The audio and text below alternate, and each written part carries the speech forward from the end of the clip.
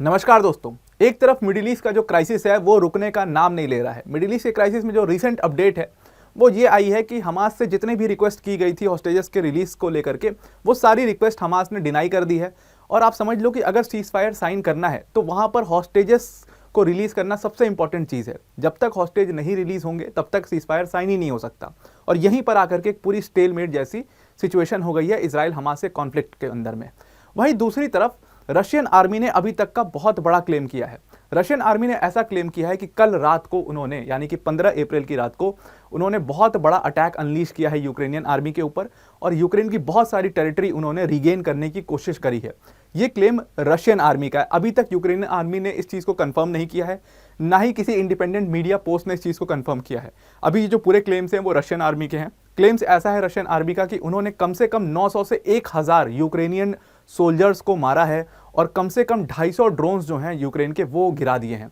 Actual में देखो हुआ क्या था अभी इसके पहले कि रशियन आर्मी जो थी उसने लगातार जो है, जब से ये अटैक चल रहा है, रशियन आर्मी ने ये वाला रीजन जो डोनेट्स्क का रीजन है, मारियोपोल, डोनेट्स्क, खेरसन तक का रीजन जो है, इसको लगातार वो लोग अपने कंट्रोल में लिए हुए हैं।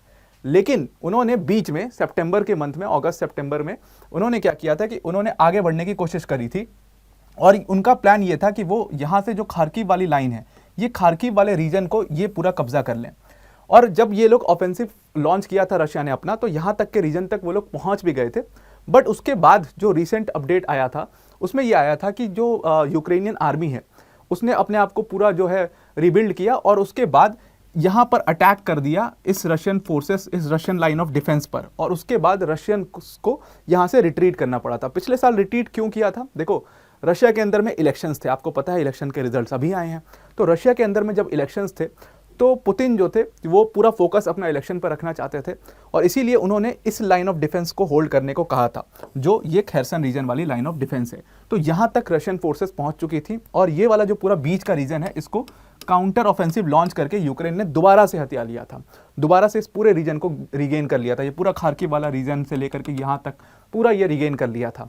तो अब रशिया का प्लान यही था कि आफ्टर द इलेक्शन, देखो इलेक्शन ना एक बहुत बड़ा रोल प्ले करता है वॉर के अंदर में, क्योंकि मैंने आपको पहले भी बताया था कि डिपेंड करता है कि पुतिन कितने वोटों से जीतते हैं। देखो, जो व्लादिमीर पुतिन पहले के 2 इलेक्शंस में 70%, 71% वोट पाया करते थे, उन्हीं को इस बार के इलेक्शंस में 87% वोट दिए गए हैं। दैट मीन्स कि जो लोग हैं, वहाँ की जो जनता है, वो पुतिन के थॉट प्रोसेस के साथ पूरा अलाइन होती हैं। और पुतिन का थॉट प्रोसेस क्या है, आप अगर कभी गौर से देखो, बहुत सारे नेटो के मेंबर्स ऐसा क्लेम करते हैं कि पुतिन जो है वो यूएसएसआर दोबारा बनाना चाहते हैं। बट एक्चुअल में जियोपॉलिटिकल एक्सपर्ट्स कहते हैं कि पुतिन जो है वो यूएसएसआर नहीं बनाना चाहते, वो दोबारा से एक रशियन एम्पायर बनाना चाहते हैं। और कई बार उन्होंने खुद को निकोलस जार से कंपेयर भी किया है, कई बार कंपेयर किया है ये चीज़। तो यहाँ से आप समझना कि मदर रशिया की तरह पूरे वहाँ की जनता जो है वो रशियन एम्पायर को देखती है और मदर रशिया के लिए उनके मन में जो नेशनलिज्म की भावना है वो अपने पीक पर होती है। तो इसीलिए वो लोग पूरे तरीके से यहाँ पर व्लादिमीर पुतिन के साथ में हैं और यहीं से व्लादिमीर पुतिन को एक मोटिवेशन मिलता है दोबारा से एक बहुत बड़ा ऑफेंसिव लॉन्च करने का।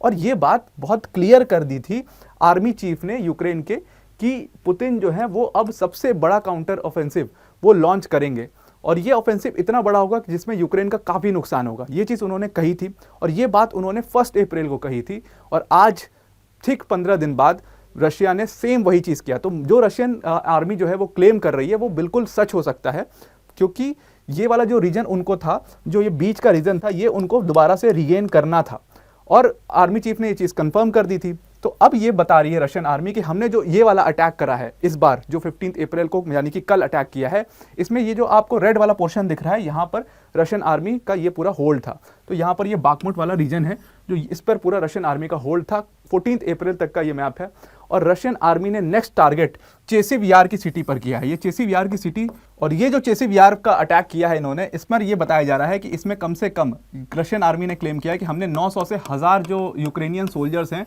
उनको मारा है, कम से कम 250 जो ड्रोन्स हैं उनको गिरा दिया है हमने नीचे। अब इसमें एक और बहुत बड़ा क्लेम रशियन आर्मी ने किया है। रशियन आर्मी ने एक और क्लेम ये किया है, एक तो इतना नुकसान हुआ वो अलग, रशियन आर्मी ने ये क्लेम किया कि हमने M142 हिमार्स, हिमार्स बेसिकली क्या होता है, हिमार्स एक आर्टिलरी रॉकेट सिस्टम होता है, जैसे हमारे यहाँ पे पिनाका है, ठीक उसी तरीके से हिमार काम करता है और हिमार्स को यूएस ने डेवलप किया था और यूएस ने ये हिमार्स यूक्रेन आर्मी को सपोर्ट करने के लिए दिया था। तो इस हिमार्स को कम से कम 2 हिमार्स इन लोगों ने डिस्ट्रॉय कर दिए रशियन आर्मी ने, विच इज ह्यूज थिंग। अब यूक्रेन के जो प्रेसिडेंट हैं ज़ेलेंस्की, वो कई बार इस चीज़ को दोहरा चुके हैं कि अगर नेटो और यूएस को हमें सपोर्ट करना है तो फुल फ्लेजेडली सपोर्ट करना पड़ेगा। जैसे इन लोगों ने डिफेंस इक्विपमेंट्स भेजना बहुत कम कर दिया, बहुत स्लो कर दिया है, जिसकी वजह से हमें काफ़ी नुकसान हो रहा है। कोई एड जो है वो प्रॉपर तरीके से पहुंच नहीं पा रही है यूक्रेन के अंदर में, उन्होंने 50 बार बोला। और 90% यूक्रेनियंस जो हैं ऑलरेडी, सोने पे सुहागा ये है कि 90% यूक्रेनियंस इस पूरे वॉर को लड़ना ही नहीं चाहते। मैंने आपको बताया था एक वीडियो के थ्रू, अगर आपने नहीं वो देखा होगा तो मैं लिंक उसकी पिन कर दूंगा, आप ज़रूर से देखिएगा। वो एक्चुअल में एक एनालिसिस वाली वीडियो है कि 90% यूक्रेनियंस क्यों ज़ेलेंस्की के वॉर को परसू ही नहीं करना चाहते।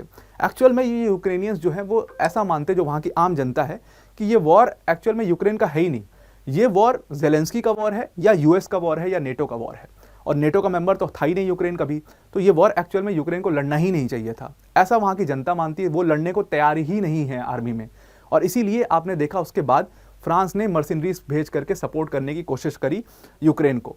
तो यूक्रेन के अंदर में ऑलरेडी ये सारी प्रॉब्लम्स चल रही हैं और डिफेंस इक्विपमेंट्स उनके पास है नहीं। अगर आप देखोगे जो लास्ट डिफेंस इक्विपमेंट पहुंचा है यूक्रेन तक, तो यूएस की स्टेट डिपार्टमेंट की जो वेबसाइट है वहाँ से मैंने स्क्रीनशॉट दिया है, वहाँ पर साफ इसमें क्लियर कट लिखा हुआ है कि मार्च 12 को लास्ट जो यूक्रेन के पास डिफेंस इक्विपमेंट है वो पहुंचे हुए हैं। कम से कम $300 मिलियन के डिफेंस इक्विपमेंट इन लोगों ने भेजे थे, और मोस्ट प्रोबेबली हो सकता है कि उसी जो ट्रांसफ़र है इसमें ये हिमार्स भी इनको दिया हो, लेकिन वो हिमार्स को अब रशियन आर्मी ने डिस्ट्रॉय कर दिया है। अब आप देखिए कि इस सारी चीज़ों की वजह से यूएस के ऊपर कितना दबाव पड़ रहा है। यूएस के जो बाइडेन एडमिनिस्ट्रेशन, जब से जो बाइडेन आए हैं, और इसीलिए जो बाइडेन का इतना निगेटिव है पूरे इलेक्शन में सिनेरियो, जब से जो बाइडेन आए हैं तब से ऑलमोस्ट $30.4 बिलियन का खर्चा कर चुकी है गवर्नमेंट यूक्रेन को सपोर्ट करने में, और वो इजराइल वाले सपोर्ट का जो खर्चा है वो अलग है। तो नाउ यू कैन अंडरस्टैंड क्यों जो बाइडेन के खिलाफ वहाँ की जनता इतना ज़्यादा प्रोटेस्ट कर रही है, क्यों उनको जेनोसाइड जो बोल रही है, इन्हीं सारी चीज़ों की वजह से। अब यहाँ पर जब इतना बड़ा रशियन आर्मी ने अटैक अनलीश किया है यूक्रेन के ऊपर, let's see what is now Ukraine stand, because Ukraine ने एक तरीके से मोटिवेशन तोड़ दिया है अपना। ज़ेलेंस्की का जो रिसेंटली आप देखोगे बिहेवियर, वो हमेशा से क्रिटिसाइज करने पर आ गए हैं कि हमारे पास एड प्रॉपर नहीं पहुंच रहा है, हमारे पास डिफेंस इक्विपमेंट्स नहीं आ रही हैं। तो ये बहुत इंटरेस्टिंग होगा कि नेक्स्ट मूव क्या होगा ज़ेलेंस्की का, because he is very close to giving up the war.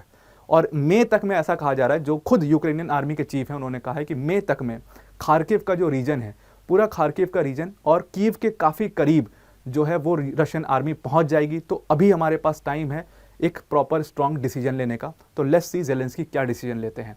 I hope आपको ये पूरा मामला समझ में आ गया होगा। आज के लिए इतना ही। Thank you and have a nice day.